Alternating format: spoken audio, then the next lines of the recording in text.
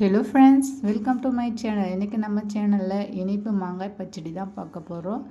இது பார்த்திங்கன்னா ரொம்ப டேஸ்ட்டாக இருக்கும். இது 3 நாள் கூட வச்சு சாப்பிட்லாம். ஆனால் நீங்கள் இந்த மாதிரி செஞ்சுக்கிட்டிங்கன்னா ஒரே நாளில் காலி ஆகிடும். இப்போ அது செய்யறதுக்கு 2 மாங்காய் எடுத்து தோல் சீவிட்டு கட் பண்ணி வச்சுருக்கு. இது தோல் பார்த்திங்கன்னா நல்லா கெட்டியாக இருக்கனால தோல் சீவிட்டு எடுத்து வச்சுருக்கேன். இப்போ ஒரு பேனில் ஒரு 2 ஸ்பூன் அளவுக்கு எண்ணெய் சேர்த்துக்கோங்க. 1/2 ஸ்பூன் அளவுக்கு கடுகு சேர்த்துக்கோங்க. கடுகு நல்லா பொரிஞ்சதும் 2 காஞ்ச மிளகாயை கட் பண்ணி சேர்த்துக்கோங்க. இதை லைட்டாக எண்ணெயில் லைட்டாக வறுத்து விட்டுக்குங்க. இப்போ இது கூடவே ஒரு பச்சை மிளகாயை கட் பண்ணி சேர்த்துக்குங்க. ஒரு சின்ன இஞ்சி துண்டை வந்து சின்னதாக கட் பண்ணி சேர்த்துட்டு எண்ணெயிலே நல்லா வறுத்து விட்டுக்குங்க. இப்போ இது கூட ஒரு கொத்து கருவேப்பிலை சேர்த்துட்டு நல்லா வறுத்து விட்டுக்குங்க.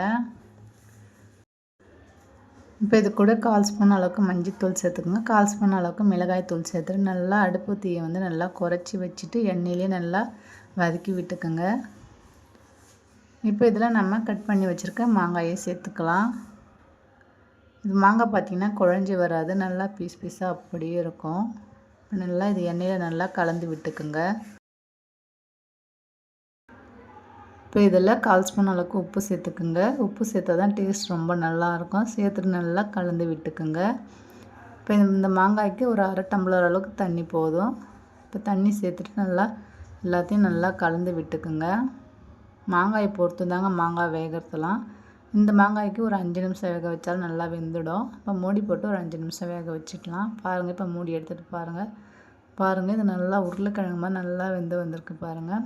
இப்போ இதில் இந்த மாங்காய் பார்த்திங்கன்னா 2 கப் அளவுக்கு வந்தது மெஷரிங் கப்பால். அதனால் 1 கப் அளவுக்கு பொடிச்ச வெல்லம் சேர்த்துக்கிறேன். சேர்த்துட்டு நல்லா கலந்து விட்டுக்குங்க.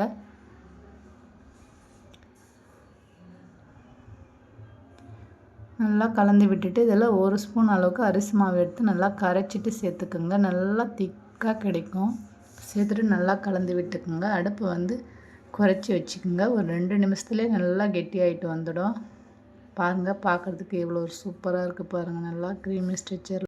அவ்வளோதாங்க, சூப்பரான டேஸ்ட்டில் மாங்காய் பச்சடி ரெடி ஆகிடுச்சு. இதே மாதிரி நீங்களும் செஞ்சு பாருங்கள். அடிக்கடிக்கு செய்வீங்க. டேஸ்ட் அவ்வளோ ஒரு சூப்பராக இருக்கும். இந்த வீடியோ உங்களுக்கு பிடிச்சிருந்தா வீடியோவை ஷேர் பண்ணுங்கள், கமெண்ட் பண்ணுங்கள், சப்ஸ்கிரைப் பண்ணிவிடுங்க. தேங்க்ஸ் ஃபார் வாட்சிங் ஃப்ரெண்ட்ஸ்.